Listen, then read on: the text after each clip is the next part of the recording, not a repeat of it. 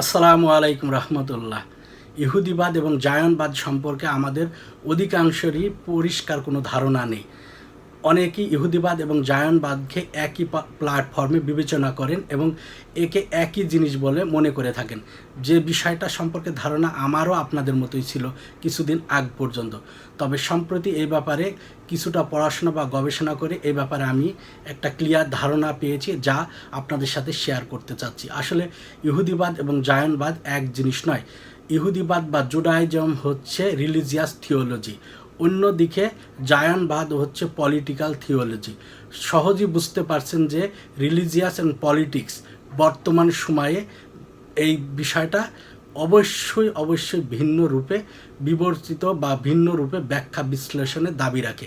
বর্তমান সময়ে ইহুদিবাদ এবং জায়নবাদকে আমরা যদি ব্যাখ্যা বিশ্লেষণ করে দেখি, খোদ ইহুদিদের ভিতরে বিশেষ করে অর্থোডক্স যারা জুইশ তাদের এবং বর্তমান জায়নবাদী ধারায় যারা পরিচালিত হচ্ছে তাদের মতাদর্শ যদি বিশ্লেষণ করি, তাহলে সহজেই বিষয়টা আমরা ক্লিয়ার হতে পারি। তবে এ কথা সত্য যে বর্তমান সময়ে ইহুদিবাদী মতবাদ থেকে সরে এসে অধিকাংশই ইহুদি জায়নবাদিতার দিকে ধাপিত এবং জায়নবাদিতার সাথে নিজেকে সম্পৃক্ত করে ফেলেছে। আর এই কারণে খুব সহজেই তারা বর্ণবাদী হয়েছে এবং অন্য ধর্ম বর্ণে অন্য গোষ্ঠীর মানুষের প্রতি চড়াও হয়ে তাদের উপরে স্টিম রোলার চালাতে পারছে। অর্থাৎ যত ধরনের পার্থিব নির্যাতন আছে যা তারা চালাতে পারছে। আর এ বিষয়টা প্রতিষ্ঠিত হয়েছিল 1890 সালে থিওডর হার্জেলের নেতৃত্বে, যিনি ইহুদি জাতীয়তাবাদের প্রবক্তা, এবং তিনি এই মেথডটা সবার সামনে নিয়ে এসে একটা পলিটিক্যাল প্ল্যাটফর্মে নিয়ে আসেন এবং তিনি এখান থেকে এটা বোঝানোর চেষ্টা করেন যে ইহুদিদের যে তাদের ইহুদি জাতীয়তাবাদে উন্মুক্ত হয়ে এই ইহুদি জাতীয়তাবাদের সাথে সম্পৃক্ত হয়ে একটি ফ্রি ইসরায়েল রাষ্ট্র প্রতিষ্ঠিত করতে হবে এবং সেই রাষ্ট্রের আন্ডারে তারা তাদের অবস্থা পরিবর্তন করবে, সেটা পলিটিক্যাল হোক, অর্থনৈতিক, সামাজিক, সর্বদিক দিয়ে। আর যখনই এই জিনিসটা তারা গ্রহণ করেছে তখনই তারা হয়ে উঠেছে ধ্বংসাত্মক। যেমনটা ইতিপূর্বে আমরা পবিত্র কোরআন এবং হাদিস থেকে জানতে পাই যে ইহুদি জাতি বিভিন্ন সময় যুগে তাদের ধর্মগ্রন্থকে চেঞ্জ করে তারা তাদের মতো করে তা পুনর্বিন্যাস করেছে এবং তারা আল্লাহ সুবহানাহু ওয়া তাআলার লানত পেয়েছেন এবং আল্লাহ সুবহানাহু ওয়া তাআলা তাদেরকে সরাসরি মুনাফিক, কাফের বা এবং হিংসাত্মক জাতি হিসাবে উল্লেখ করেছেন। কেননা তারা তাদের প্রয়োজনে আল্লাহ সুবহানাহু ওয়া তাআলার কাছ থেকে সরে এসে তারাই তাদের সিদ্ধান্ত নেওয়ার জন্য উদ্গ্রীব হয়েছে এবং আল্লাহ সুবহানাহু ওয়া তাআলার মতামতকে তারা কটাক্ষ করেছেন। ইহুদি হচ্ছে প্রাচীন একটি আব্রাহিমিক একেশ্বরবাদী ধর্ম। আর এই ধর্মের ধারাবাহিকতায় খ্রিস্টান এবং ইসলাম ধর্ম এসেছে বলে ধর্মতত্ত্ববিদরা মনে করেন। পুরাতন নিয়মের 5টি গ্রন্থ একত্রিত তোরা বলা হয়। আর এই তোরা শব্দের অর্থ আইন, অর্থাৎ এই তোরা দ্বারা ইহুদিরা পরিচালিত হবে এবং এর প্রত্যেকটা আইন তারা পুঙ্খানুপুঙ্খভাবে মান্য করবে। এটাই হচ্ছে তোরা প্রেরণের মূল উদ্দেশ্য। ইহুদি ধর্ম বিশ্বাস মোতাবেক ঈশ্বর হচ্ছেন এক, আর মাসিয়া হচ্ছে বার্তাবাহক, অর্থাৎ সৃষ্টিকর্তার বার্তাবাহক। আর ইহুদি শব্দের অর্থ হচ্ছে প্রশংসাকারী, অর্থাৎ স্রষ্টার প্রশংসাকারী। নাম দেখে এবং এর কর্ম দেখে মনে হয় যে অনেক সুন্দর। আর এই ইহুদিরা আল্লাহ সুবহানাহু ওয়া তাআলার একেশ্বরবাদী মতবাদে বিশ্বাসী হয়ে, অর্থাৎ তাওহীদে বিশ্বাসী হয়ে আল্লাহ সুবহানাহু ওয়া তাআলার কাছে নিজেকে আত্মসমর্পণ করবে। এটাই হচ্ছে এই ধর্মের মূল স্পিরিট। অথচ বর্তমানে ইহুদিদের দেখলে মনে হয় না যে তারা সেই স্পিরিটে আছে বা সেটাকে তাদের ভিতরে তারা ধারণ বা লালন পালন করে। ইহুদি ধর্ম মোতাবেক স্রষ্টাকে বলা হয় জিহোবা এবং এই ধর্মের বয়স আনুমানিক 3500 বছর এবং এই ধর্মের যিনি প্রিস্ট অর্থাৎ সিনাগগের প্রধান তাকে বলা হয় রাব্বাই। অপরদিকে জায়নবাদ হচ্ছে জাতীয়তাবাদী মতবাদে উদ্বুদ্ধ হয়ে প্রতিষ্ঠিত পলিটিক্যাল থিওলজি।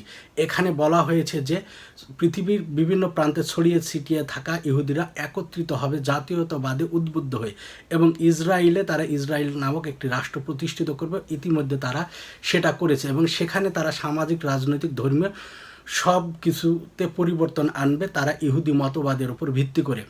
শুধু তাই নয়, এখন তারা প্রচার করছে নিত্য নতুন অনেক জিনিস, যেমনটি ইতিপূর্বেও তারা ধর্মগ্রন্থ চেঞ্জ করে তাদের সুবিধা মতো প্রচারণা চালিয়েছিলেন। ইহুদিরা বর্তমানে ইসরায়েল রাষ্ট্র প্রতিষ্ঠিত করেছেন এবং তারা মনে করেন যে তারা থার্ড টেম্পল প্রতিষ্ঠিত না করা পর্যন্ত তাদের মাসিয়া তাদের মাঝে আসবে না, তাই তারা আল আকসা দখলের পায়তারা করছে এবং বিভিন্নভাবে প্যালেস্টাইনদের নির্যাতন করছে যাতে তারা এই পবিত্র ভূমি থেকে বিতাড়িত হয়। ইতিমধ্যে অনেক প্যালেস্টাইন আরবকে তারা বিতাড়িত করেছে এবং তাদের ভূমি দখল করে সেখানে তাদের অবস্থানকে সুদৃঢ় করছে। যদিও এখানে আশার বাণী রয়েছে যে রাসূলুল্লাহ সাল্লাল্লাহু আলাইহি সাল্লাম বলেছেন, কিয়ামতের ঠিক আগ মুহূর্তে সারা পৃথিবী থেকে ছড়িয়ে ছিটিয়ে থাকে ইহুদিরা এই প্যালেস্টাইনে একত্রিত হবে এবং সেখান থেকে তারা সারা জনমের মতো নিশ্চিহ্ন হয়ে যাবে এবং ইহুদের যে বাড়াবাড়ি এবং ঈসা আলাইহিস সালামকে হত্যার যে দাবি তাও মিথ্যা প্রমাণিত হবে এখান থেকেই। 1947 সালে ইসরায়েল রাষ্ট্র প্রতিষ্ঠিত হওয়ার পর থেকে এ পর্যন্ত এহেন কাজ নাই যা এই ইহুদিবাদী ইসরায়েল করেনি এবং প্রতিনিয়ত নিরীহ মুসলিমদেরকে তারা এই প্যালেস্টাইন ভূমিতে হত্যা করছে এবং তাদের ন্যায্য অধিকার থেকে বঞ্চিত করছে। আর তাদের যে এই জায়নবাদী মতবাদ তাদেরকে কতটা যে হিংসাত্মক এবং তাদেরকে কতটা অ্যাগ্রেসিভ বানিয়েছে তা তাদের কার্যকলাপ দেখে বোঝা যায়। যদিও পশ্চিমা বিশ্ব তাদের সাপোর্ট করলেও তাদের এই কর্মকাণ্ডের জন্য কোনোভাবে তাদের সাথে একমত পোষণ করে না, যদিও তারা চায় যে এই মধ্যপ্রাচ্যে এখানে ইসরায়েল রাষ্ট্রটা প্রতিষ্ঠিত হয়ে থাক। তারপরে তাদের কর্মকাণ্ডের সাথে তারা একমত না, বিশেষত যে বর্তমানে সেটেলমেন্টের ব্যাপার এবং প্যালেস্টাইনে ভূমি দখল করে অবৈধভাবে যে স্থাপনাগুলো তৈরি করছে, আর এগুলো করার জন্য এবং এক্সটেন্ড করার জন্য তাদের ভূমিকে একের পর এক হিংসাত্মক কার্যকলাপ এই ইহুদিরা সারা পৃথিবীতে করছে এবং তাদের নিজেদের প্রভাব বলয় সব কিছু রাখার জন্য পৃথিবীর প্রত্যেকটা দেশে তারা রাজনৈতিক হস্তক্ষেপ করছে, সেটা সামরিকভাবে হোক, অর্থনৈতিকভাবে হোক, মিথ্যার মাধ্যমে হোক, যে কোনো প্রক্রিয়ায়। আর ইহুদিদের যে জুডাইজম থেকে সরে আসার খারাপ ফলাফলগুলো আপনার স্পষ্টই দেখতে পাচ্ছেন যে ইহুদিদের এই হিংসাত্মক কর্মকাণ্ড। আর এই হিংসাত্মক কর্মকাণ্ডরা ইহুদিরা প্রথম থেকে করে আসছে এবং এ পর্যন্ত, এবং রাসূলুল্লাহ সাল্লাল্লাহু আলাইহি সাল্লাম বলেছেন পৃথিবীর শেষ পর্যন্ত তারা নিশ্চিহ্ন হওয়ার আগ পর্যন্ত এমনটাই করে যাবে বিভিন্ন আঙ্গিকে, আর এটাই তার আলামত বলে আমার মনে হয়। আর আজকের আলোচনা দর্শক আমাদের এ পর্যন্তই। আমাদের প্রত্যেকের এই ইহুদি জাতি এবং অবিশ্বাসী মুনাফিক কাফেরদের ব্যাপারে সজাগ এবং সতর্ক থাকা উচিত এবং আমাদের ঈমান আমলকে সবার ধরে রাখা উচিত কোরআন এবং হাদিস বিশ্লেষণের মাধ্যমে।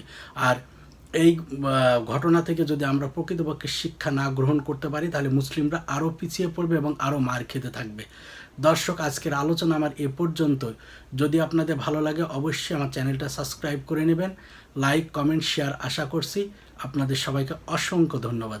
আসসালামু আলাইকুম রহমতুল্লাহি ওয়া বারাকাতুহু।